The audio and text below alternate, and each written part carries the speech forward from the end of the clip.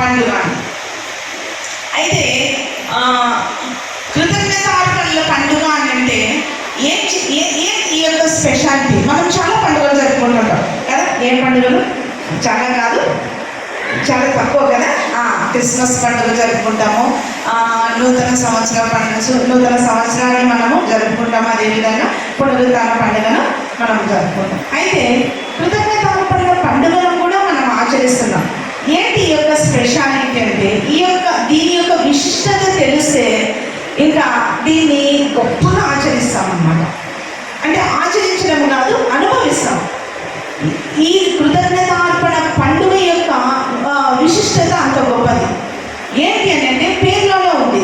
ఏంటి? మన యొక్క కృతజ్ఞతలు దేవాది దేవునికి అర్పించడం. మన యొక్క కృతజ్ఞతలు ఎందుకు కృతజ్ఞతలు చెల్లించాలి? మనం చెల్లించాల్సిన అవసరం ఏంటి? ఎవరైనా మనకు ఏదైనా ఒక మేలు చేస్తే మనం థ్యాంక్స్ అని చెప్పుకుంటాం కదా. మనకు బ్రిటిష్ వాళ్ళు నేర్పినటువంటివి 2 పదాలు ఏంటి? సారీ చెప్పడము, థ్యాంక్స్. సో ఎవరైనా ఏదైనా క్షమించమని అడిగితే సారీ చెప్తాము, అదేవిధంగా ఏదైనా మేలు చేసినప్పుడు థ్యాంక్స్ చెప్తాం. మరి కృతజ్ఞత అర్పిస్తున్నాం దేవాది దేవుడు. ఎందుకు అంత అవసరం ఏమొచ్చింది అని అంటే దేవుడు మనల్ని సజీవ లెక్కలో చేర్పించాడు. అంటే ఇక్కడ మనమందరం చక్కని మందిరంలో కూర్చొని మనం దేవుని సన్నిధిని అనుభవిస్తున్నాం. అయితే ఇటువంటి భాగ్యము ఎంతో మందికి లేదు. ఎంతో మంది సమాధుల్లో ఉన్నారు, ఎంతో మంది మార్చురీలో ఉన్నారు, ఎంతో మంది యాక్సిడెంట్ల మధ్య ఉన్నారు. ఒక విధంగా చెప్తే కరోనాలో మనం అనుభవించినటువంటి సమస్య ఎంతో గొప్పది. కానీ అటువంటి విపత్తు నుంచి దేవుడు మనల్ని కాపాడినాడు. ఎన్నో అసలు చెప్పాలి అంటే ఇంట్లో నుంచి బయటికి కాలు పెట్టిన తర్వాత ఇంటికి వస్తామా లేదా అన్నటువంటి నమ్మకం ఉన్నటువంటి కాలంలో మనం ఉన్నాం. ఒక సర్వే ఏం జరుగుతుందంటే భారతదేశం మొత్తం మీద 4500 మంది ఇంట్లో నుంచి కాలు పెట్టిన తర్వాత ఇంటికి చేరడం లేదంట. అదేవిధంగా వరల్డ్ వైడ్లో 45,000 మంది ఇంట్లో నుంచి కాలు పెట్టిన తర్వాత తిరిగి తమ వారిని కలుసుకునేటువంటి భాగ్యం లేదంట. కానీ దేవుడు మనకు ఆ కృపనిచ్చాడు, మనకు సజీవ లెక్కలో చేర్పించాడు, ప్రాణాన్ని నిలవబెట్టాడు. అన్నిటికంటే ముఖ్యంగా తన రక్షణనిచ్చినాడు. శిలువ కార్యం ద్వారా ఆయన రక్షణ మనకు నరకపాత్రులమైనటువంటి మనల్లో తన యొక్క నిత్య రాజ్యానికి వారసులుగా చేశాడు. ఇందును బట్టి దేవునికి మనము కృతజ్ఞతాస్తుతులు చెల్లించాలి. ఈ కృతజ్ఞతార్పణల పండుగని మనము కోతకాలపు పండుగ, హార్వెస్ట్ అని కూడా అంటారు కదా, కోతకాలపు పండుగ. అయితే ఈ కృతజ్ఞతార్పణల పండుగ మనకు పరిశుద్ధ గ్రంథంలో వివిధ పేర్లతో పిలువబడుతుంది. ఏంటి అంటే ఫల సంగ్రహణ పండుగ అని, వారముల పండుగ అని, అదేవిధంగా ప్రథమ ఫలముల పండుగ అని, పెంటెకోస్తు పండుగ అని, ఇవి ఇలా వివిధ పేర్లతో లేవి కాండంలో మరియు ద్వితీయోపదేశ కాండంలో రాయబడినవి. ఇవన్నీ కూడా ఒకే రకమైనటువంటి అర్థాన్ని ఇచ్చేటువంటి కృతజ్ఞతార్పణల పండుగని. అయితే దేవాది దేవుడు తన ప్రజలైనటువంటి ఇశ్రాయేలీయులకు సంవత్సరంలో 3 పండుగలను ఆచరించమని చెప్పాడు. ద్వితీయోపదేశ కాండం 16-15లో మనకు 3 పండుగలను ఆచరించమన్నారు. అది ఏంటి అని అంటే మొదటిది పస్కా పండుగ. మొదటి నెల 14వ దినాన 7 రోజులు పస్కాను ఆచరించాలి, పస్కా పండుగను జరుపుకోవాలని చెప్పారు. రెండవది ఏంటంటే కోతకాలపు పండుగ. రెండవది కోతకాలం. ఇప్పుడు మనము ఆచరించేటువంటి సంతోషంతో ఇది ఎలా జరుపుకోవాలంటే సంతోషంతో జరుపుకోవాలంట కోతకాలపు పండుగ. ఇది లేవి కాండం 23వ అధ్యాయము 15 నుంచి 22 వచనాల వరకు కలిగినటువంటి ఆ యొక్క లేఖన భాగంలో రాయబడి ఉంటుంది. పస్కా పండుగను గురించి ఏ విధంగా ఆచరించాలనేది కూడా లేవి కాండం 23వ అధ్యాయము 5 నుంచి 8 వచనాల వరకు రాయబడి ఉంటుంది. అదేవిధంగా 3వ పండుగ ఏంటి అంటే పర్ణశాలల పండుగ. చూడండి దేవుడు బిడ్డలారా, ఏంటి 3 పండుగలను ఆచరించమని తన ప్రజలైనటువంటి ఇశ్రాయేలీయులకు దేవుడు చెప్పాడు మోషే ద్వారా. అది ఏంటి? మొదటిది పస్కా పండుగ, రెండవది కోతకాలపు పండుగ లేదా కృతజ్ఞతార్పణల పండుగ, మూడవది పర్ణశాలల పండుగ. అదే లేవి కాండము 23వ అధ్యాయము 35వ వచనంలో రాయబడి ఉంటుంది. అంటే థాంక్స్ గివింగ్ ఫెస్టివల్ అంటాం. మన దేవుడు చేసినటువంటి ప్రతి విధమైనటువంటి మేలును బట్టి మనం ఈరోజు ఊపిరితో ఉన్నాము అని అంటే మనము, మన పిల్లలము, మనకు అన్ని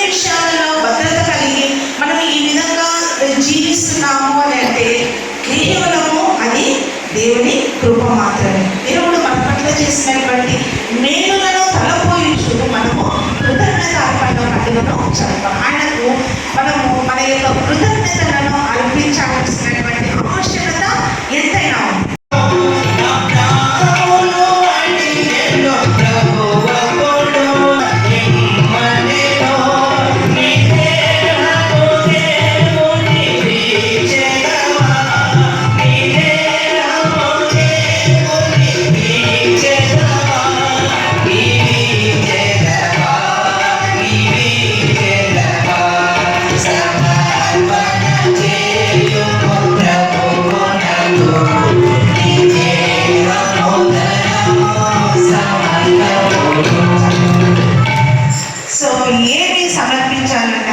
మన దేహాన్ని, మన సమయాన్ని, మన ధనమును దేవునికి అర్పించాలి.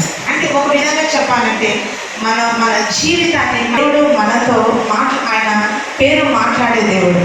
ఒక ప్రణాళిక చొప్పున మీరు ఆయన అనాదికాల సంకల్పంలో భాగంగా ఇక్కడికి వచ్చినారు కాబట్టి ఆయన చిత్తం మీద మనం తెలుసుకున్నాం. తద్వారా దేవుని యొక్క బలమైన ఆశీర్వాదాలను పొందుకొని ఇక్కడి నుంచి వేగం మనము దేవుని సన్నిధిలో ఆయనను మాత్రమే చూద్దాం. నేను కాదు మాట్లాడేది, నా దేవుడు యేసు ప్రభువు మాట్లాడే దేవుడు. కాబట్టి ఆయనను అడుగుదాం, యేసయ్యా నువ్వు నాతో మాట్లాడు, యేసయ్యా నువ్వు నాతో మాట్లాడాలి. పరిశుద్ధ ప్రేమ కలిగినటువంటి మా ప్రియ తండ్రి తండ్రి, స్తుతుల సింహాసనాసీనుడా మీ పరిశుద్ధ పాదములకు స్తోత్రములు స్తోత్రములు స్తోత్రములనైనా. ఈ రీతిగా ప్రభు మీ యొక్క నైనా గొప్ప మందిరంలోనైనా సిఎస్ఐ రామేశ్వరము మందిరంలో ప్రభు నైనా తండ్రి నన్ను నిలబెట్టిన విధానాన్ని బట్టి మీకు స్తోత్రములు చెల్లిస్తున్నాను ప్రభు. ఇదిగోనైనా నీ పక్షాన నేను నిలబడి ఉంటున్నాను ప్రభు. ఇదిగోనైనా తండ్రి నీ శిలువ చాటులో నన్ను మరుగుపరచండి ప్రభు. నిన్ను నోటి పూరంగా నన్ను వాడుకోవడం వేడుకొచ్చున్నాను తండ్రి. ఈ బిడ్డలందరినీ చేరవచ్చిన ప్రతి బిడ్డను పేరు పేరును ఆశీర్వదించండి ప్రభు. ఏ బిడ్డకు ఏ మాట అవసరమో తండ్రి అది నా ద్వారా మాట్లాడండి నైనా. ఆ మాటలు మాత్రమే మాట్లాడటకు ప్రభు నా పెదవులకు అనుమతినివ్వమని వేడుకొచ్చున్నాను తండ్రి. అయ్యా అదే విధంగానైనా వినగలిగినటువంటి చెవులు గ్రహించేటువంటి మనస్సునైనా తండ్రి నీ బిడ్డలందరికీ అనుగ్రహించమని వేడుకొచ్చున్నాను తండ్రి. ఏ బిడ్డను ప్రభు మీరు ఒట్టి చేతులతో పంపవద్దు ప్రభు.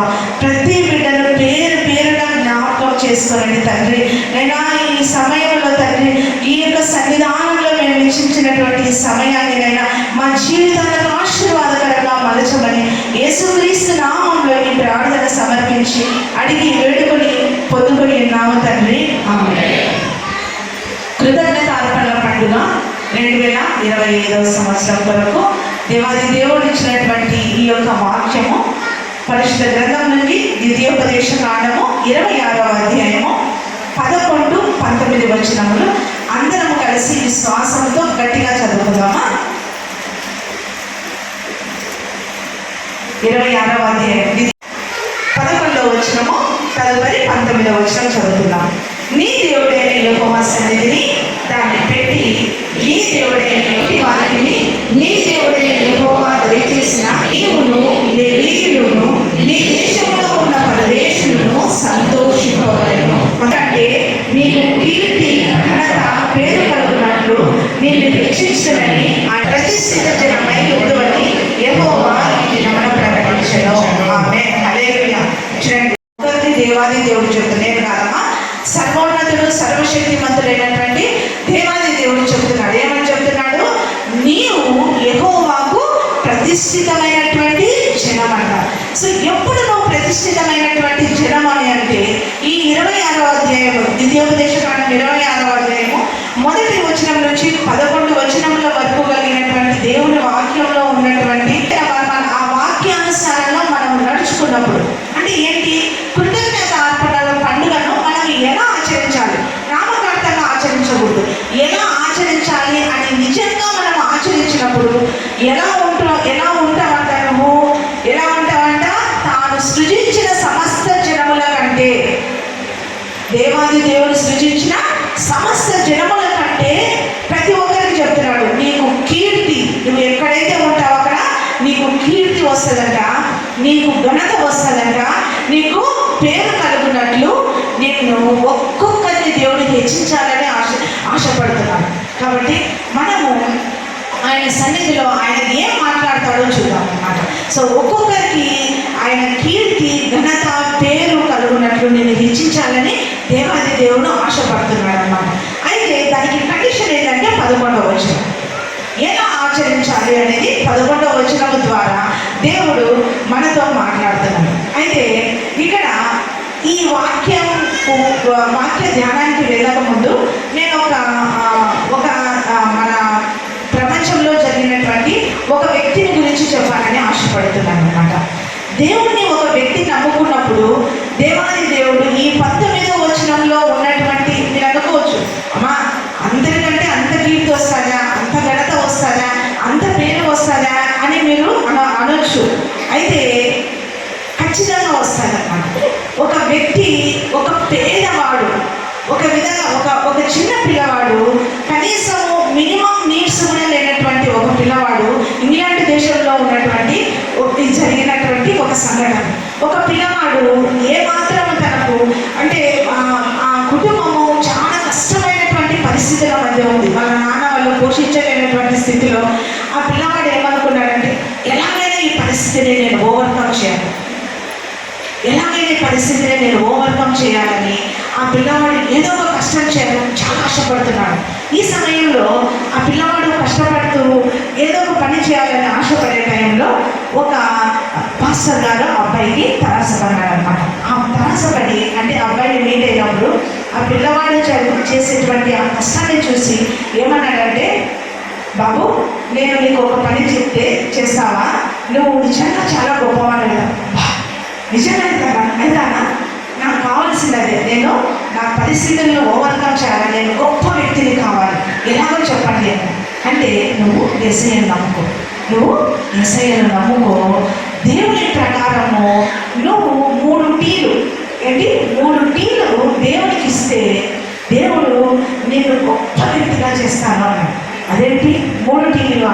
నా దగ్గర ఏం లేదే, నాకు కనీసం తినేదానికి తిండి కూడా లేదు, నేను ఏమి ఇవ్వగలను, నేను అంత గొప్ప వ్యక్తిని ఎలా అవుతాను అంటే 3 టీలు ఏంటివి అని అంటే, నీ time. First tea stands for time. ఏంటి? నీ టైం ఇవ్వమంటున్నాను. బాగా వినండి, టైం ఇవ్వమంటున్నాను, నీ సమయాన్ని దేవునికి. రెండోది ఏంటంటే నీ talents. Second T stands for talent. నీ తలాంతులు, నీ సామర్థ్యం, నీకు ఎటువంటి సామర్థ్యం ఉందో అదంతా దేవునికి.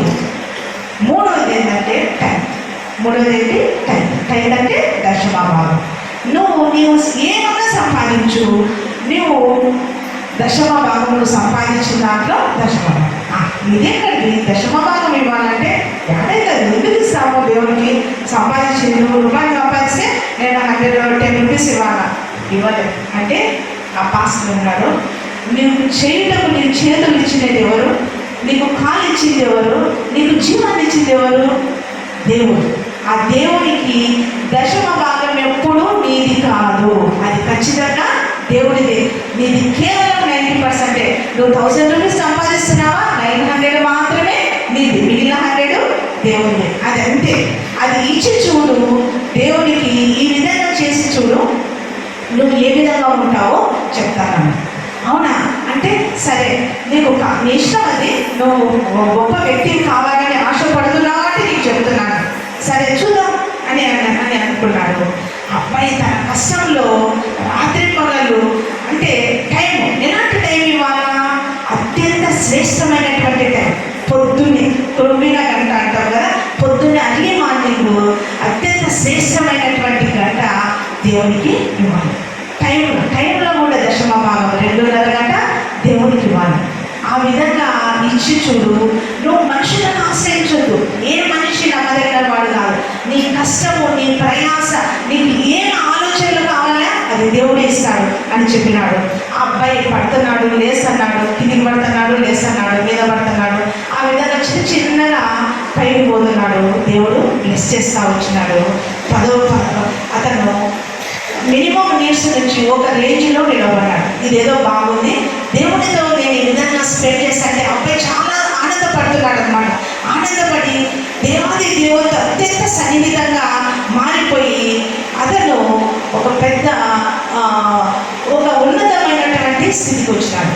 అంటే నేను 10% ఇస్తుంటే ఇంతగా నేను ఆశీర్వదింపబడుతున్నాను, కానీ నెక్స్ట్ 20% ఇచ్చి చూద్దాం అన్నాడు.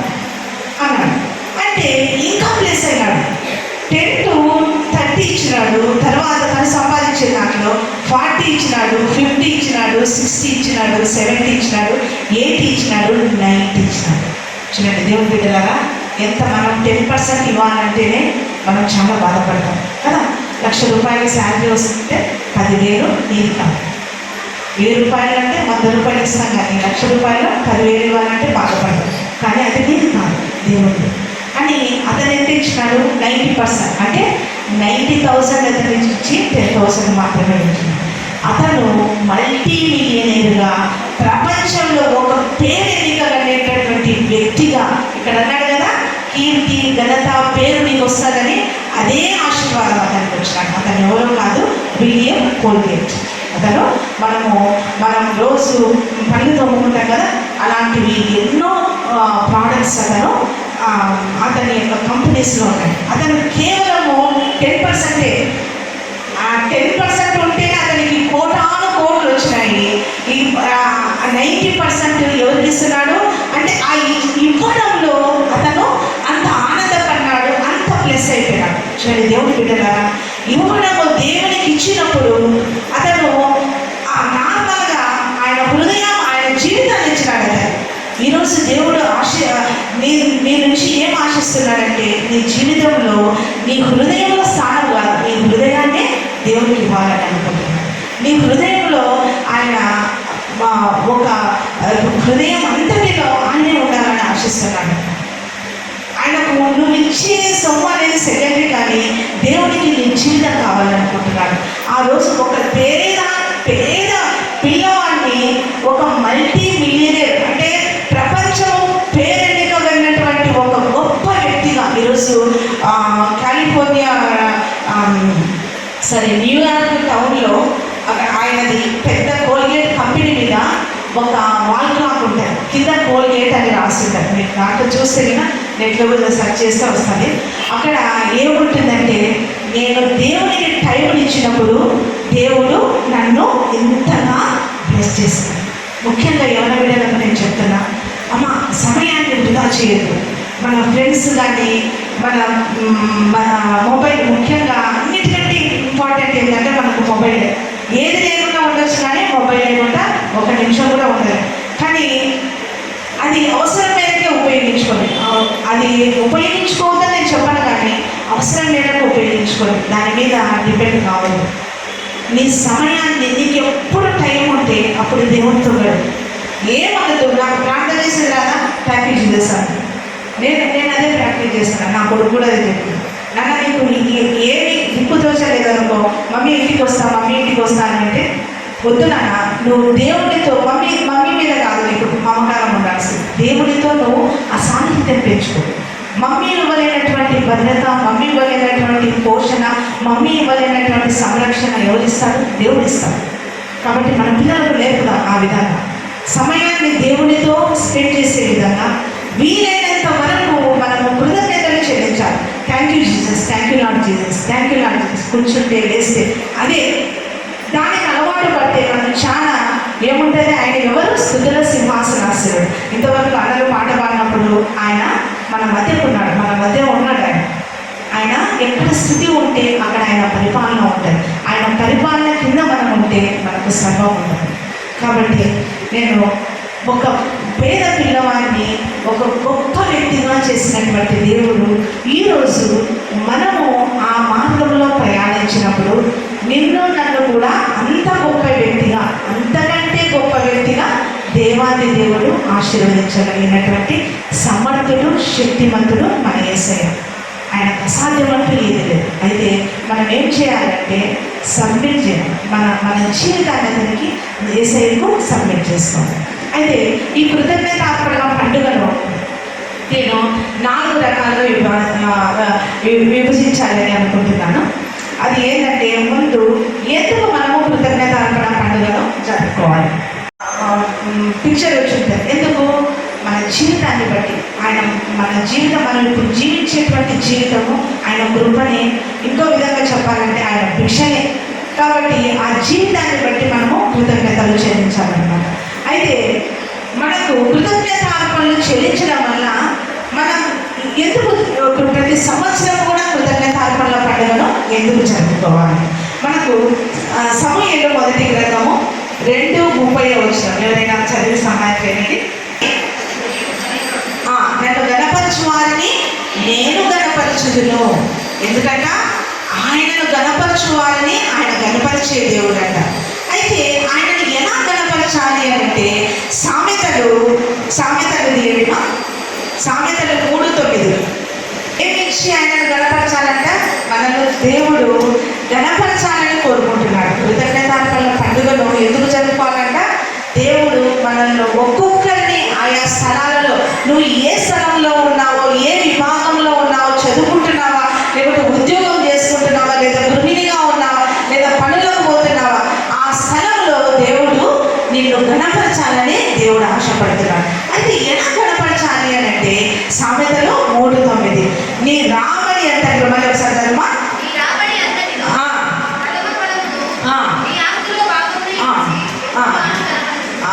ఏమంట? నీ రాబడి అంతటిలో ప్రథమ ఫలములు, ఇక్కడికి తీసుకొని వచ్చినారు కదా ప్రథమ ఫలములు ఎవరికి చెందుతాయంట? అవి ఇచ్చి నువ్వు దేవుని గణపరచు, అప్పుడు దేవుడు నిన్ను గణపరచు. దేవుని బ్లెస్సింగ్స్ ఎప్పుడైనా కూడా కండిషనల్ బ్లెస్సింగ్స్ ఉంటాయమ్మా. ఒక బ్లెస్సింగ్ అంటే చాలా అద్భుతంగా ఉంటుంది, కానీ ఆ బ్లెస్సింగ్ అనుభవించాలంటే ఒక చిన్న కండిషన్ ఉంటుంది. ఆ కండిషన్ ఏంటంటే నిన్ను గణపరచాలి అని అంటే నీ రాబడి అంతటి యందు దేవుడు ఏం చేయాలంట? ఆయనకు ప్రథమ ఫలములు, నీ ఆస్తిలో భాగం ఇవ్వాలంట.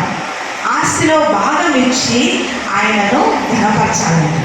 రాబడి అంతటిలో ప్రథమ ఫలములు ఇప్పటి నుంచి ఇంతవరకు మనం చేయలేదేమో ఇప్పటి నుంచి ఆచరిస్తాం. ఫస్ట్ మనకు వచ్చేటువంటి మన శాలరీ కానీ ఏదైనా కానీ అది ఎవరికి? శాలరీలో ఉన్నటువంటి 10వ భాగం ఎవరిది? దేవుడిది. అది మనది కాదు. అంతకంటే ఎక్కువ కూడా ఇస్తాం. అంటే నేను ఇప్పుడు చెప్తున్నానని నేను ఆచరించడం లేదా అని అంటే ఖచ్చితంగా ఆచరిస్తున్నాను కాబట్టి చెప్తున్నాను. ప్రథమ ఫలము ఖచ్చితంగా అది దేవుని మందిరానికి చెందాల్సిందే. దేవుని మందిరానికి చెందినప్పుడు అప్పుడు దేవుడు ఎవరైతే ఇస్తున్నారో వాళ్ళను దేవుడు గణపరుస్తాడట. గ్రంథము 3వ అధ్యాయము 8, 9, 10 లాస్ట్ పాత నిబంధన గ్రంథంలో లాస్ట్ ఉంటుంది.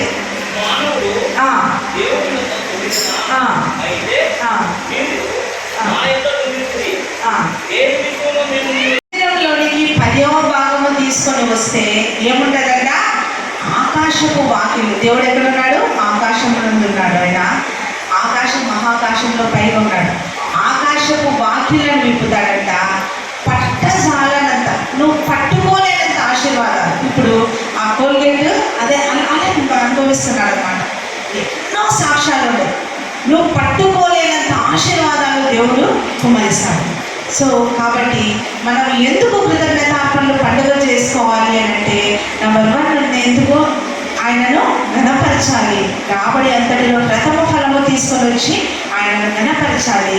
రెండవది ఏంటి అంటే నువ్వు పట్టజాలనంత విస్తారమైనటువంటి దీవెనలు. ఎవరికి దీవెనలు ఇష్టం ఉండవండి? ప్రతి ఒక్కరికి ఆశీర్వాదాలు ఇష్టమే.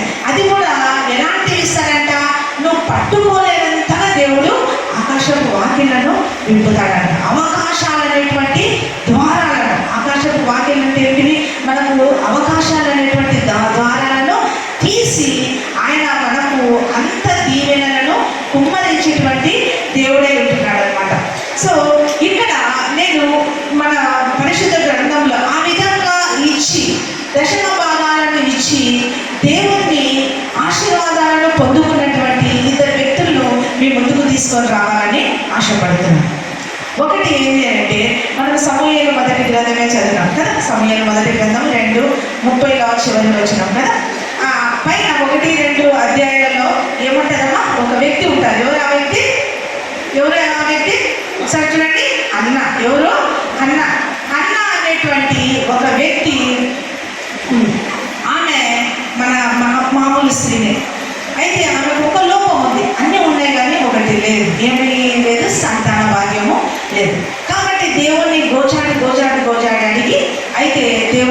దేవుని దగ్గర నుంచి ఆ ఫలము పొందుకుంది. ఆ ఫలము పొందుకున్నటువంటి సందర్భంలో దేవునితో ఒక నిబంధన చేసుకుంటారు. దేవా, నువ్వు నాకు గర్భఫలముని ఇస్తే ఆ కుమారుణ్ణి తిరిగి నీకు ఇస్తాను అనేటువంటి నిబంధన మొక్కుబడి చేసుకుంటుంది. ఈరోజు నువ్వు ఒక మొక్కుబడి చేసుకున్నావు, దేవునికి దేవా నాకు ఇది కావాలి అని ఒక మొక్కుబడి చేసుకున్నావు, ఒక నిబంధన, దేవునితో ఒక నిబంధన చేసుకున్నాం. మా పల్లె వాళ్ళైతే మొక్కుబడి అంటారు. మనం ఇప్పుడు నిబంధన చేసుకున్నాం దేవునితో ఒక కాంటాక్ట్. ఏంటి అంటే హన్నా చేసుకున్నట్లు, నువ్వు ఇస్తే నేను తిరిగి నీకే ఇస్తాను అన్నట్లుగా దేవుడు ఆశీర్వాదకరమైనటువంటి సంతానమైనటువంటి సమూయేలును ఇచ్చినాడు. దేవాది దేవుడు సమూయేలును ఇచ్చినాడు. ఆయన ఎంత ఆశీర్వాదకరమైనటువంటి వ్యక్తి, 5-fold మినిస్ట్రీని అతను లీడ్ చేసినాడు అనమాట. అంత గొప్ప వ్యక్తిని దేవుడు ఆమె కడుపున ఇచ్చినప్పుడు ఆమె నిబంధనలకు అనుగుణంగా, అంటే ఆమె ఆ మొక్కుబడిని అంతే త్వరగా చెల్లించింది, తిరిగి దేవునికి ఇచ్చింది. దేవునికి ఇవ్వడం వలన ఆమెకు ఎంత ఆశీర్వాదం పొందుతుంది తెలుసా? ఒక్కగానొక ఆ కుమారుని ఇవ్వడం వలన 3 కొడుకులు మనకు 2:21 ఉంటుందమ్మా. సమూయేలు మొదటి గ్రంథం 2:21 ఉంటుంది. ఏమని ఉంటుందంటే, హన్నాకు తిరిగి 3 కొడుకులు 2 కుమార్తెలు వస్తారు. కాబట్టి ఒకటి ఇచ్చినందుకు ఆమెకు ఎంత బెనిఫిట్ వచ్చింది చూడండి. ఒకటి ఇచ్చినందుకు 3 కుమారులను 2 కుమార్తెలతో దేవుడు ఆశీర్వదించినాడు. ఈరోజు నువ్వు దేవునితో ఒక నిబంధన చేసుకో. దేవునితో నా సమయాన్ని, పిల్లలు ఉంటారు, మేడం మేము సంపాదించడం లేదు కదా అని అనవచ్చు, ఏమనిస్తుంది. అయితే మీకు ఉండేది ఏంటంటే మీ టైం, ప్రీషియస్ టైం. ఆ టైము ఇంతవరకు 5 నిమిషాలు ప్రార్థన చేస్తున్నావా, గంట ప్రార్థన చేస్తున్నావా, ఇంకా పెంచు. మనం దశమ భాగాన్ని ఏమైనా దొంగలుతున్నామా దేవుని దగ్గర, ఆ దొంగలుతున్నామేమో చూద్దాం. ఈ రోజు నుంచి దేవునితో ఒక నిబంధన చేస్తున్నాం. దేవా, నేను నీతో సమయాన్ని ఎక్కువ చేస్తాను, నీతో గడిపినటువంటి సమయాన్ని ఎక్కువ చేస్తాను. గంట చేస్తుంటే 2.5 గంటలు చేద్దాం, 3 గంటలు చేద్దాం. అది ఎప్పటికీ వ్యర్థం కాదు. అది నీ జీవితానికి ఎంతో ఆశీర్వాదకరంగా ఉండాలి. హన్నా పొందుకున్నట్ల దీవెన ఈరోజు నువ్వు నేను కూడా పొందుకుంటామన్నమాట. అదేవిధంగా అబ్రహాము, మనకందరికీ తెలిసినటువంటి చిరపరిచితమైనటువంటి వ్యక్తి తెలుసు. ఎవరు? అబ్రహాము పేరు మారకముందు అబ్రాము కదా. 14వ అధ్యాయం చిత్తిద్దామా? ఆదికాండం 14వ అధ్యాయము 20వ వచనం చూద్దాం. ఆదికాండము 14వ అధ్యాయము 20వ వచనము చదవండిమా. అప్పుడు అతడు అన్నిటిలో అతనికి 10వ వంతు ఇచ్చెను. ఇక్కడ అన్నిటికీ ఎవరికి ఇస్తున్నాడు? అబ్రాహాము మెల్కీసెదెకు అనేటువంటి షాలేము రాజుకు, అంటే ఒక యుద్ధంలో జయం పొందుకొని అబ్రాహాము వచ్చేటప్పుడు ఆయనకు షాలేము రాజు ఎదురైనప్పుడు అప్పుడు ఆ మెల్కీసెదెకుకు ఏమిస్తున్నాడు? 10వ వంతు ఇస్తున్నాడు. 10వ వంతు ఇచ్చినప్పుడు ఆ మెల్కీసెదెకు ఏమని ఆశీర్వదిస్తున్నాడు చూడండి మా. 19వ వచనం చదవండి కదా. అబ్రహాము కాదు, అబ్రామును ఆశీర్వదించి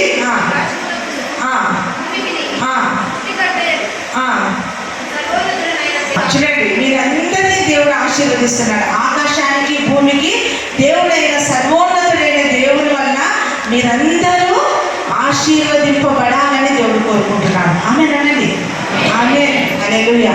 మీరందరూ ఆకాశానికి భూమికి దేవుడైనటువంటి దేవుడి చేత మీరందరూ ఆశీర్వదింపబడాలి. ఎప్పుడు? కింద కండిషన్ ఏంటి? 10వ భాగం ఇచ్చినప్పుడు ఆయన ఆశీర్వదిస్తున్నాడు అన్నమాట. సో ఆ విధంగా అబ్రహాము ఎంత ఆశీర్వదింపబడ్డాడంటే ఆయనకు ఆదికాండం 24 మొదటి వచనంలో ఉంటుంది. అబ్రహామును అన్ని విషయాలలో యెహోవా అబ్రహామును ఆశీర్వదించాడు.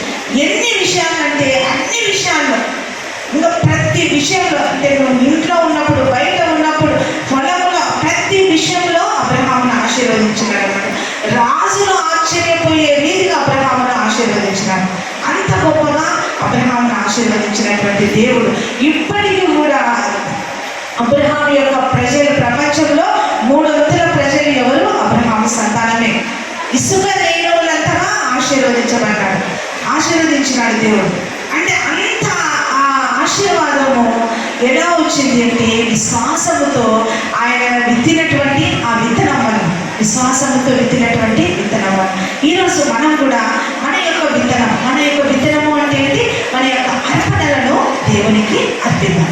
అప్పుడు నువ్వు నేను కూడా అబ్రహాము పొందినటువంటి ఆశీర్వాదం 12:2 ఉంటుంది, నీవు ఆశీర్వాదముగా నువ్వు అని అంటారు.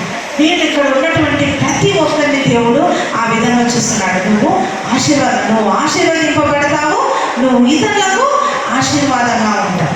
నువ్వు ఎక్కడ కాలు పెడితే అక్కడ ఆశీర్వాదం, ఎక్కడ కాలు పెడితే అది దేవుడు. ఒక క్రైస్తవ విశ్వాసి నుంచి దేవుడు కోరుకునేది అదే. ఏంటి అంటే మనము సాదాసీదాగా ఉండడము దేవునికి ఇష్టం లేదు. నువ్వు ఎలా ఉండాలి అని అంటే నువ్వు గొప్ప వ్యక్తిగా, గొప్ప ఆశీర్వాదకరంగా ఉండాలని, ఇతరులకు ఆశీర్వాదకరంగా ఉండాలి, అన్యులకు ఆశీర్వాదకరంగా ఉండాలి. నువ్వు పని చేసే చోట ఎక్కడ పడితే అక్కడ నువ్వు ఆశీర్వాదకరంగా ఉండాలని దేవుడు ఆశిస్తున్నాడు అన్నమాట.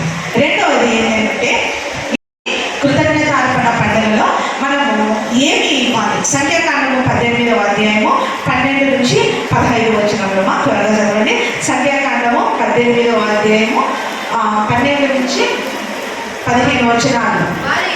ఒక విషయం అంటే ధాన్యము, ద్రాక్షారసము వీటన్నిటిలో ప్రథమ ఫలములు ఇవ్వాలంట. ఎలాంటివంటే ఒక చిన్న వర్డ్ అక్కడ ఉంది, ఏంటి? ప్రశస్తమైనవి అని. అక్కడ ఏముంది? ఈ పదము నన్ను చాలా ఆకర్షించింది. నువ్వు ఎలాంటివి ఇవ్వాలి దేవునికి? ప్రశస్తమైనటువంటివి ఇవ్వాలి. నువ్వు కొంతమంది ఉంటారు, అంత కడకలు పడే టైంలో నేను మిమ్మల్ని అనడం లేదమ్మా, కొంతమంది మీరు మంచి వాళ్ళు నాకు తెలుసు. అయితే కొంతమంది ఏంటంటే అన్నీ కట్ట తీసి డబ్బులు తీసి అన్ని దానిలో కన్నా చిన్నది ఏంటంటే 10 రూపాయలు తీసి, అంటే 500 ఉంటుంది, 100 ఉంటుంది, 50 రూపాయలు ఉంటుంది, ఏది తక్కువ అంటే అది తీసివేస్తాం. కానీ దేవుడు ఏం ఆశిస్తున్నాడు? ప్రశస్తమైనది. అంటే అక్కడ ఇంపార్టెంట్ డబ్బు కాదు, నువ్వు దేవునికి ఎంత విలువ ఇస్తున్నావు, దేవునికి ఎంత విలువ ఇస్తున్నావు. నీ కాలంలో ప్రశస్తమైన, నీ టైంలో ప్రశస్తమైనది దేవునికి ఇస్తున్నావా? నీ క్యారెక్టర్ దేవునికి ఇస్తున్నావా? నీ క్యారెక్టర్ దేవునికి ఇస్తున్నావు. ప్రశస్తమైనది నువ్వు క్యారెక్టర్ను దేవునికి ఇస్తున్నావు. నీ మాటలు ధనాన్నే కాదు, టైంను కోరుకుంటున్నాడు. నీ సమయాన్ని, నీ ధనాన్ని, నీ శ్రమను దేవుని పరిచర్యలో ఎంత బాగా చాలా చక్కగా ఇక్కడ వాడబడుతున్నారు. సంఘ పెద్దలైతేనేమి, ఇక్కడ ఉన్నటువంటి కోయమాలైతేనేమి, పిల్లలైతేనేమి చాలా చక్కగా బైబిల్ని కూడా చక్కగా చదివారు. అంటే దేవుని పరిచర్యలో ఎంతవరకు మన యొక్క పార్ట్ ఏంటి, మనం ఎంతవరకు ఉపయోగపడుతున్నాం, ఏ మనస్సుతో మనం చేస్తున్నాం, మనం అర్పణలు అర్పిస్తున్నాం. అయితే ఆ అర్పణలను ఏ హృదయంతో మనము అర్పిస్తున్నాము అనేది ఇంపార్టెంట్. ఏ హృదయంతో అర్పిస్తున్నాము, ఏ మనస్సుతో ఇస్తున్నాం. ప్రశస్తమైనవి ఇస్తున్నామా? సపోజ్ ఒక హోటల్కి పోతున్నాం అనుకోండి, హోటల్కి పోయినప్పుడు 2000 3000 బిల్లు పడుతుంది, ఒక మంచి హోటల్కి పోయినప్పుడు. అయితే బిల్లు కట్టిన తర్వాత మనం అక్కడ సర్వ్ చేసిన సర్వర్కు ఏమి ఇస్తాము? టిప్పులు ఇస్తాం. ఎంత ఇస్తాం? 2000 ఇస్తామా? ఎంత ఇస్తాము? 20 రూపాయలు, 30 రూపాయలు, మహా అంటే 100 ఇస్తాం. అంటే ఇక్కడ రేటు కంపారిజన్ చేయండి. దేవునికి అన్ని నోట్లలో తక్కువ ఇస్తున్నాము, ఇక్కడ సర్వర్కు అంటే మన దేవుడు ఎట్లాంటి వాడు? టిప్పులతో సమానం, హోటల్ టిప్పులతో సమానం కాదు. మన దేవునికి ఎలాంటిది ఇవ్వాలా? ప్రశస్తమైనది ఇవ్వాలి, ప్రశస్తమైన నోటు ఇవ్వాలి. మడతపెట్టి ఇవ్వకూడదు. దేవునికి ప్రశస్తమైనది ఇవ్వాలి. అది దేవుడు ఆశిస్తున్నాడు. సారెపతు విధవరాలు మనకు పరిశుద్ధ గ్రంథంలో సారెపతు విధవరాలు 1 రాజులు 17వ అధ్యాయంలో ఉంటుంది. సారెపతు విధవరాలు తన యొక్క ప్రశస్తమైనది ఇచ్చింది. అంటే అక్కడ కరువులో ఏలియా సారెపతు అనేటువంటి ఊరికి పొమ్మన్నాడు. దేవుని ఆజ్ఞ వల్ల అక్కడికి వచ్చినాడు. అక్కడ ఆ విధవరాలని అడుగుతున్నాడు, నీళ్ళు ఇవ్వమంటే నీళ్ళు ఇచ్చింది. తర్వాత ఏమనేది? ఒక రొట్టె నాకు తీసుకొని వస్తావమ్మా అని. కానీ అన్లక్కీగా అక్కడ ఆమె దగ్గర ఒక రొట్టెకు మాత్రమే పిండి ఉంటుంది, ఇంకా నూనె కూడా కొంచెం ఉంటుంది బుద్ధి. కానీ అక్కడ దేవునికి స్తోత్రం, అక్కడ ఆమె ఎదురు చెప్పాలి, అయ్యా ఇంత ఉంది అని చెప్పింది కానీ నేను తింటలే అని చెప్పలేదు. మనమైతే ఆ ప్లేస్లో మనం అంటే కాదులే స్వామి, ఏమనుకోవాలి పాస్టర్ గారు, మన మాస్టర్ అడిగినాడు అనుకో, కొంచెంగా ఉంటే ఏమనుకోవు సార్, మేము తిన్నాము సారీ అని చెప్పారు కదా. కానీ ఆ విధవరాలు ఆ విధంగా చెప్పలేదు. ఏమైనా తనకున్నది అప్పము చేసి పెట్టు అంటే చేసి తన కుమారుణ్ణి తను కాక ఆమె ఫస్ట్ ఎవరికి ఇచ్చింది? అప్పము దైవ సేవకునికి ఇచ్చింది.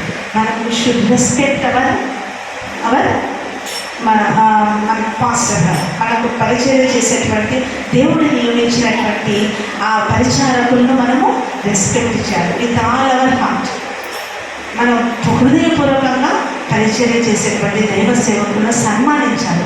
అప్పుడు మీ ఫలము ఖచ్చితంగా పరలోకంలో అధికమవుతుంది. నా పేరిట ఇన్నెడు చన్నీళ్ళు ఇచ్చినా నేను దాన్ని మరవని అంటున్నాడు. ఇన్నెడు చన్నీళ్ళనే ఇస్తే ఇంకా మంచి మంచి మంచి పరిచయం చేస్తే ఎంత నీ ఫలం అధికంగా ఉంటుంది. అయితే ఒక కండిషన్ ఏంటంటే హృదయపూర్వకంగా, హృదయంలో నొచ్చుకొని కాదు, నేను ఎప్పుడు మమ్మల్ని అడుగుతాడు ఎప్పుడు అట్లా కాదు. హృదయపూర్వకంగా మనము ఇవ్వాలి. మనం ఏమి చేసినా కూడా యథార్థంగా చేయాలి. ఎందుకు అని అంటే పాస్టర్ గమనించకపోవచ్చు, చుట్టుపక్కల గమనించకపోవచ్చు, దేవుడు మాత్రము మన హృదయాలను పరిశీలిస్తాడు. మన హృదయాలను పరిశీలిస్తాడు. ఆమె హృదయంను పరిశీలించినాడు. 2 సంవత్సరాల 8 నెలలను ఆ విధవరాలని పోషించినాడు. హల్లెలూయా. ఈరోజు దేవుడు నిన్ను ఆ విధంగా ఆమె ఆ యొక్క పిండి అయిపోలేదు, తర్వాత గుడిలో నూనె అయిపోలేదు. అంటే అంత అబెండెన్స్ దేవుడు నీకు, మన దేవుడు సర్వ సమృద్ధి కలిగినటువంటి దేవుడు. అంత అబెండెన్స్ నీకు ఇవ్వాలని దేవుడు ఆశపడుతున్నాడు. ఈరోజు మనకు సారెపతి విధవరాలకు ఉన్నటువంటి ఆ ప్రశస్తమైనటువంటి తనకు అదే ఎక్కువ. బాగా చెప్పిన వాళ్ళమ్మా, ఆ చిన్న అంతమైన నేను కూడా ఇస్తాను అంటారు, కానీ ఆమెకు అదే ఎక్కువ. అది లేకపోతే రేపటి నుంచి ఆమెకి ఏం ఉండదు, చనిపోతుంది, ఆమె చావలే ఉన్నది. అయితే కానీ దేవుడు ఆమెను కరువులో పోషించినాడు. హల్లెలూయా. దేవుడు నీ కరువు లాంటి అనారోగ్యం అయితేనేమి, ఎటువంటి పరిస్థితి అయితేనేమి దేవుడు నిన్ను ఆ విధంగా పోషించాలనుకుంటున్నాడు. అయితే నువ్వు చేయాల్సింది ఏంటంటే యథార్థ హృదయంతో ఆయనకు మనము ఇవ్వాలి. యథార్థ హృదయం ఎంత ప్రశస్తమైన వాటిని దేవునికి ఇవ్వాలి. అదేవిధంగా శూన్యమీరాలను చూసుకున్నప్పుడు, శూన్యమీరాలు కూడా 2వ రాజులు 4వ అధ్యాయంలో ఉంటారమ్మా. శూన్యమీరాలు పరిచారకునికి పరిచర్య చేసేటువంటి సేవకునికి ఆమె ఏం చేసింది? మేడగది కట్టించి అక్కడ ఆయనకు కావలసినటువంటి సామాగ్రి అంతా అమర్చింది. ప్రతి ఒక్కటి ఆయన కోసం నువ్వు ఏమి చేసినా దేవుడు ఖచ్చితంగా పరలోకంలో లెక్క రాసుకుంటున్నాడు.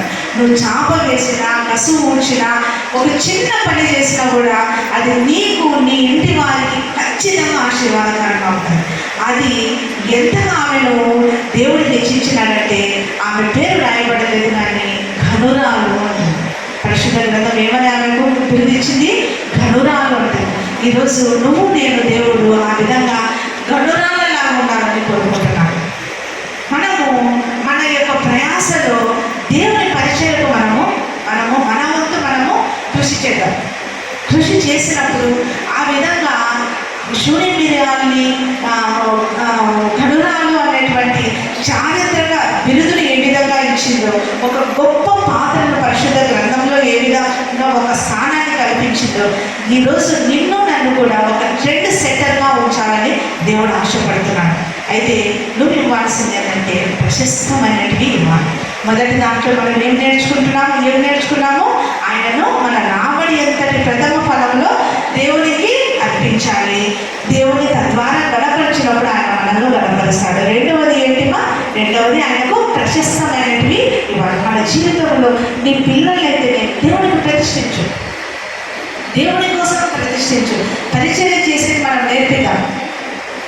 అలాంటి చేసినప్పుడు ఆ విధవరాలు, సారెపతి విధవరాలకి అయితేనేమి, శూన్యమీరాలకి అయితేనేమి ఇచ్చినటువంటి దీవెనలను దేవుడు మన జీవితంలో కూడా ఇస్తాడన్నమాట. అదేవిధంగా ఎలా ఇవ్వాలి? కృతజ్ఞత అర్పణలను ఎలా మనము ఇవ్వాలి? ఎంతవరకు చదువుకున్నాం? ద్వితీయోపదేశ కాండము 26వ అధ్యాయంలో బాగా చక్కగా రాయబడి ఉంది. 26వ అధ్యాయం ద్వితీయోపదేశ కాండము 26వ అధ్యాయము 1 నుంచి 11 వచనంలో చదువుకున్నాం కదా. అదే మన యొక్క ధ్యానాంశం కూడా 26వ అధ్యాయంలో అక్కడ చక్కగా రాయబడింది. తీసుకొని ఇవ్వాలంట. గంపలో తీసుకొని మన యొక్క యాజకుడికి ఇచ్చినప్పుడు యాజకుడు పరిశుద్ధ స్థలంలో ఉంచి మీకోసము ప్రార్థన చేస్తాం. అయితే ఇక్కడ మనకు ఇదంతా మనము యాదృచ్ఛికంగా చేస్తాం.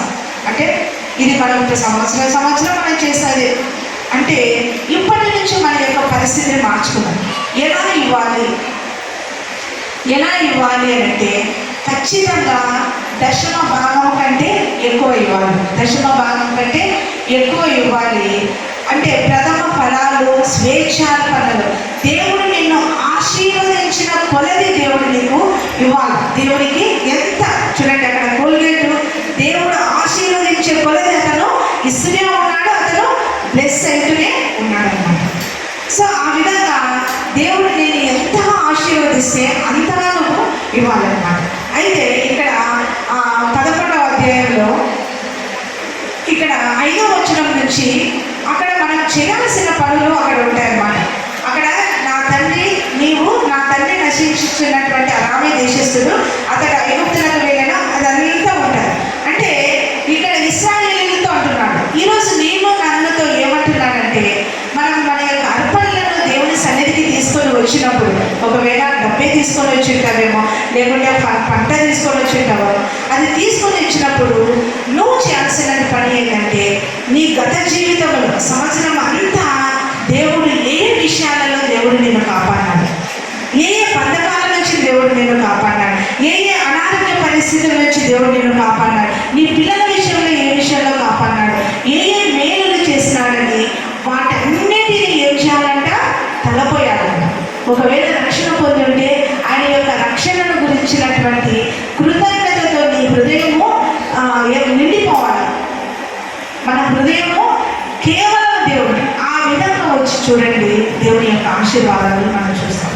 చూడండి, అక్కడ 11వ వచనంలో ఉంటుంది, నీ దేవుడైన యెహోవా సన్నిధిని దాన్ని పెట్టి, దేని పెట్టాలి, నీ అర్పణను పెట్టి. మనం ఎంతో చదివినాం కదా, దేని పెట్టాలి, ఆయన అర్పణను పెట్టి నీ దేవుడైన యెహోవా సన్నిధిని నమస్కారం చేసి, అంటే అర్థం ఏంటి, ఆయనను ఆరాధించాలి, ఆయనకు నమస్కారం చేయాలి, రెస్పెక్ట్, నమస్కారం చేసి నీకును నీ ఇంటి వారికి నీ దేవుడైన యెహోవా దయచేసిన మేలంతటి విషయంలో నీవును, చూడండి, నీ మేలంతటి విషయంలో దేవాది దేవునికి ఏం చేయాలా, కృతజ్ఞతాస్తుతులు చెల్లించుచు సంతోషింపవలెను. అక్కడ ఉంటుంది, లాస్ట్ ఏముంటుంది, అందుకే దీన్ని ఏమంటున్నా, పండుగ అంటున్నాం. అందరం చేసుకునేటువంటి పండుగ. అంటే ఇక్కడ మనకు బిర్యానీలు, కొత్త బట్టలు ఇవి కాదు, మనకు ఏంటి, ఆత్మీయమైనటువంటి పండుగ, ఒక ఆశీర్వాదకరమైనటువంటి పండుగ అన్నమాట. ఇది చేసి చూడండి, వచ్చే సంవత్సరం ఏ విధంగా మీరు ఫ్లరిష్ అవుతారో, ఏ విధంగా బ్లెస్ అవుతారో మీరే చెప్తారన్నమాట.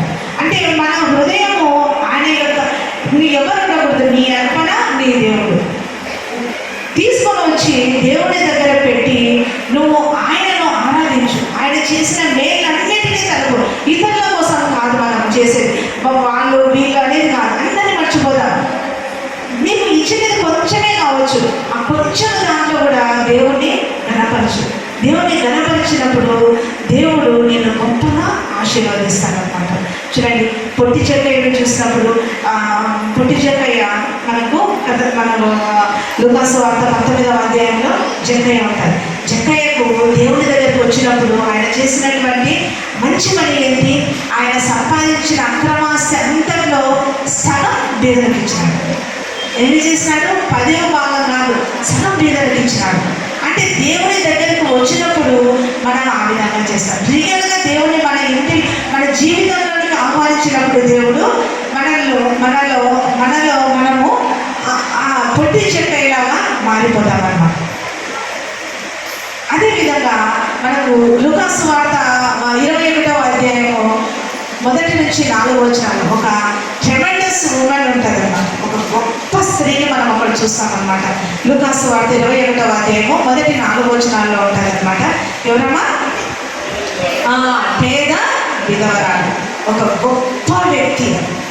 అందరి దృష్టిలో ఆమె గొప్ప వ్యక్తిగా ఆమె చాలా పేదరాలు, విధవరాలు.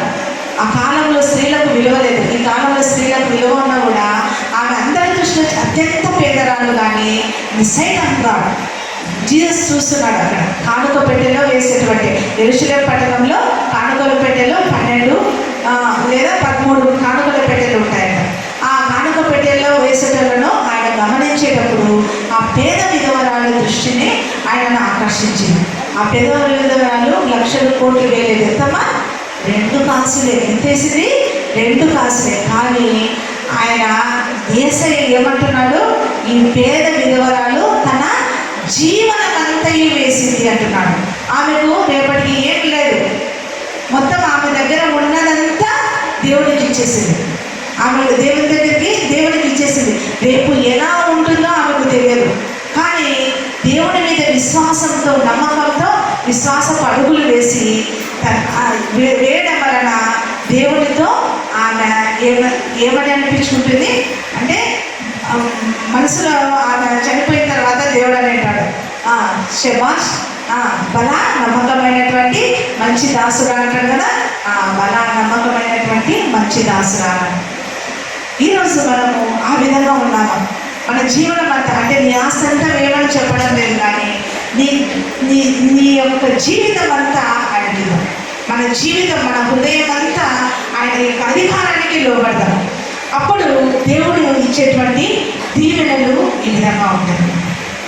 పేద విధవరాలు మనం ఆదికాండము 4వ అధ్యాయంలో చూస్తాం. 2 అర్పణలు అర్పించినారు, కయీను హేబేలు. కయీను ఎలా అర్పించినాడు?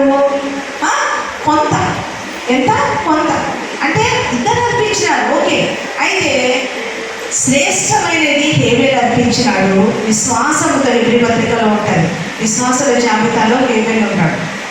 విశ్వాసంతో హేబేలు అర్పించినాడు. కయీను విశ్వాసంతో కాదు, నామకార్థంగా. ఈరోజు నువ్వు నామకార్థంగానో ఆచారంగానో నీ అర్పణలు తీసుకొని వచ్చింటే దానికి విలువ లేదు, దేవుడి దృష్టిలో విలువ కలిగినది కాదు.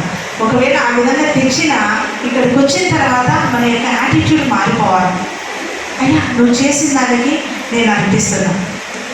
ఇక్కడ నుంచి నేను నా జీవితంలో అత్యంత శ్రేష్టమైనది నేను నీకు ఇస్తాను. నువ్వు చేసిన మేలంతటికి మనం ఎంత చెల్లించినా రుణస్తులను, మనం ఎంత చెల్లించినా, ఇంతవరకు బ్రదర్స్ అన్నారు, నీవు చేసిన ఉపకారములకు నేనేమి చెల్లించగలను, ఏమి చెల్లించినా కూడా మనం రుణస్తులను. అందుకే రక్షణ పాత్రను చేత పట్టుకొని మన యొక్క కృతజ్ఞతలు చెల్లించాలి. అదే దేవుడు మనలో కోరుకుంటాం. ప్రతి విషయంలో కృతజ్ఞత కలిగి ఉండాలి, ప్రతి విషయంలో కృతజ్ఞత కలిగి ఉండాలి. ఆ విధంగా చేసినప్పుడు వచ్చేటువంటి లాభాలను మనం చూడాలి. కృతజ్ఞతలు ఆ విధంగా అర్పించినప్పుడు మనకు కలిగేటువంటి లాభాలు. లూకాసు వార్త 6:38లో ఉంటుందమ్మా, చదువుదాము. లూకాసు వార్త 6:38 ముగింపులోకి వచ్చిందాము. లూకాసు వార్త. మనం ఏం కోరుకుంటాం? రివర్స్ కోరుకుంటాం. మాకివ్వు లేదంటే ఆయన విలియము కోల్గేటు లక్షణంగా అంతమైంది, నాకు కోటి రూపాయలు ఇస్తే ₹1,00,000 ఎంతసేపు ఇస్తాం అని అనుకుంటా కదా. అది కాదు, నీకున్న దాంట్లో నువ్వు ఏమిస్తున్నావు. ఫస్ట్ కండిషన్ ఏంటి? నువ్వు ఇస్తేనే దేవుడు నీకు ఇస్తాడు. నువ్వు ఇస్తేనే దేవుడు నీకు ఇస్తాడు. తర్వాత వెరీ గుడ్. అనర్చి ఎలా ఇస్తాడంట? అనర్చి కుదిరించి దిగజారునట్లుగా నిండు కొలతతో. మనము పంటకు ఏమంటాం, మూటలలో వేసేటప్పుడు ఇట్లా అంటాం కదా, అణిచి కుదిరించేస్తాం కదా. అట్లా అంటే నువ్వు ఆశీర్వాదాలను పట్టుకోలేనంత, ఇంకా ఇంకా ఇంకా అట్లా ఆ విధంగా ఆశీర్వాదాలను నిండు కొలతతో ఎవరేస్తారు? దేవుడు ఎవరిని? మనుషులతో వేపిస్తారన్నాడు. ఎవరైనా చదువు. ఎవరంట? మనుషులు మీ ఒడిలో కొడుస్తాడు, మనుషులను రేపుతాడు దేవుడు. నువ్వు దేవునికి ఇస్తే మనుషుల ద్వారా అటువంటి ఆశీర్వాదాలు నీ ఒడిలో వస్తాయన్నమాట. రెండవది, మనం 2వ కొరింథీయులకు రాసినటువంటి పత్రిక చదువుకున్నాం కదా, 9:6 అంతే కదా. 10 విత్తనాలు విత్తితే మనకి ఎంత పంట వస్తుంది? అదే 3 విత్తనాలు విత్తితే ఎంత పంట వస్తుంది? నీ ఇష్టం. నువ్వు కొంచెం విత్తుతావో ఎక్కువ విత్తుతావో, నీకు ఎక్కువ పంట రావాలి అని అంటే, ఎక్కువ దిగుబడి రావాలంటే, ఎక్కువ ఆశీర్వాదాలు రావాలంటే ఎలా ఇవ్వాలా? ఎక్కువ విత్తాలి. ఏం చేయాలా? కొంచెం విత్తితే కొంచెం పంట కోస్తావు, ఎక్కువ విత్తితే ఎక్కువ పంట కోస్తావు. ఇక నీ ఇష్టం, చాయిస్ ఇస్ వర్స్. ఆప్షన్ నీ చేతిలోనే. ఎక్కువ పంట దానికి ఇది చదువుమా. ఇది ఒకరు చెప్తే కాదు, నీ హృదయంలో దేవుడు నాకు చేసిన దానికి నేనేమిస్తున్నాను హృదయంలో నిశ్చయించుకోవాలన్నమాట. ఇప్పటి నుంచైనా నేను నా లైఫ్లో నేను ఒక కొత్త జీవితం దేవునికి అనిపించేటువంటి విషయంలో దేవుడు ఏది కోరుకోవడం లేదు, నీ జీవితాన్ని కోరుకుంటున్నాను. ధనం ఆయన శ్రీమంతుడు, భూమి దాని సంపూర్ణతయు ఎక్కువ. ఆయన కావాలనుకుంటే ఏమైనా ఇస్తాడు, అంతా ఆయనదే కదా. కానీ దేవుడు ఏం కోరుకుంటాడో, ఆయన పొలికలో పుట్టించినటువంటి ఆయన స్వరూపంలో చేసుకున్నటువంటి నిన్ను దేవుడు ఆశిస్తున్నాడు. నీతో ఫెలోషిప్ కావాలనుకుంటున్నాడు. నువ్వు ఆయనతో ఎంత ఎక్కువగా సమయము వెచ్చిస్తే అంత ఆయన సంతోషపడతాడు. తద్వారా నీ జీవితానికి అంత ఆశీర్వాదకరంగా ఉంటుంది అనమాట. కాస్త అదే దాంట్లో 7వ వచనం చూడండి. ఉత్సాహంగా ఎలా ఇవ్వాలంటే ఈ కృతజ్ఞతార్పణ పండుగలో సగగొద్దు కొనగొద్దు ఏం చేయదు, కానీ ఉత్సాహంగా ఈ విధంగా చేసినప్పుడు ఆయన యొక్క పరలోకపు ఆశీర్వాదాలు పట్టజాలంత విస్తారమైనటువంటి దీవెనలు దేవుడు మీ ఒడిలో వేస్తాడు. ఆకాశపు వాక్యాలను పెడతాం. అటువంటి కృప దేవాది దేవుడు మీకు అందరికీ అనుగ్రహించేవాక. దేవాది దేవుడికి మరొకసారి కృతజ్ఞతలు జరుపుకుంటున్నాను. అయ్య గారికి మరొకసారి కృతజ్ఞతలు.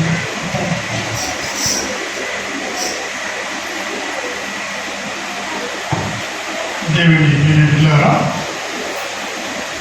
సమయము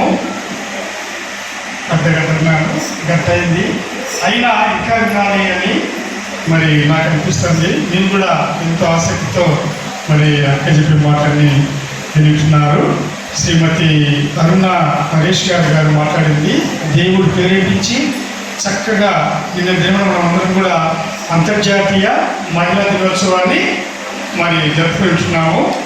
ఒక మహిళ ద్వారా, సహోదరి ద్వారా దేవుడు ఈ దినం కొరకు మంచి మరి ఆహారమును ఏ విధంగా ఇవ్వాలి, ఎలా ఇవ్వాలి అన్న అంశాల మీద క్షుణ్ణంగా చాలా లోతైన స్పష్టమైన మాటలు దేవుడు పలికించాడు. నాకు 3 మాటలు నచ్చాయండి పక్క చెప్పిన మాటలు. నెంబర్ 1 టీలు, 3 టీలు. నేను టీ ఇవ్వని అనుకుంటున్నా, కానీ 3 టీలు గురించి నిజంగా సమయము, తలాంతు, 3 తేదీమా టైట్ దశభాగం 3 టీలు ఇవ్వాలని మరి నిజంగా చాలా అద్భుతమైన ఆలోచన ఇది. అంతేకాకుండా 24 అవర్స్లో దశభాగం అంటే ఇది నేను కొత్తగా విన్నాను. అందుకే పెద్ద పెద్ద బుక్కులు చదువుతుంటాం, కానీ 24 గంటల్లో 2 గంటల 40 నిమిషాలు మనము వాక్య పఠనము ప్రార్థనలో ఇవ్వాలి అని జ్ఞాపకం చేశారు. ఇది కూడా నాకు ఒక నూతన తలంపే. మరి నేను డాక్టరేట్ చేసిన థియాలజీలో నా డబ్బా నేను రాసుకోవద్దు. మాకు తీసుకోకుండా వేదాంతము చదివిన గురువులకు తీసుకోకుండా నేను అక్కడ పోవటం లేదు.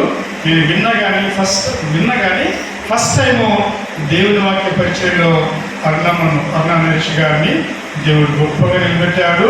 మరి నరేష్ గారికి అన్నందుకు మనందరి పక్షంగా నేను వందనాలు, కృతజ్ఞతలు తెలియజేసుకుంటున్నాను. Thank you, God bless you. And దేవుని చిత్తం అయితే మీరు కూర్చోడమా. దేవుని చిత్తం అయితే శీల పరిచయ కొరకు మరి ఇరువురిని మరి అన్నక్క జ్యోతి